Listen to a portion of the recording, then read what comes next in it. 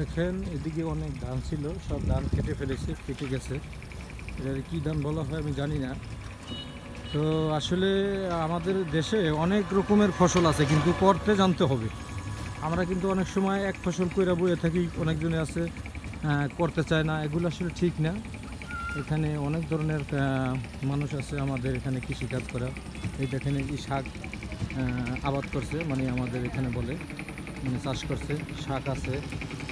তারপরে আপনার অনেক ধরনের ফসল আছে। আর যে ধানগুলি পেকে গেছে এই ধানগুলো দেখেন কীভাবে ফিরিয়ে নিতে আছে। এই যে দেখেন,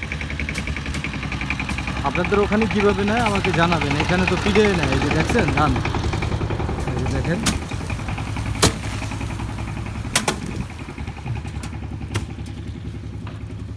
তারপর আবার জমিনে এই যে ধান লাগাইছে, এটাকে বলা হয় বর্ষার আমন ধান। ঠিক আছে, তো এই হলো ৬৮,০০০ গ্রামের বাংলার ঐতিহ্য। এভাবেই চলে আসছে। ধানগুলো আসলে একটা কেটে আরেকটা আবার লাগাই দিছে। এই যে দেখতে দেখতে খুবই ভালো লাগে। এই যে এটা লাগাইছে আজকে, এটা লাগাইছে ২ দিন আগে, এইরকম।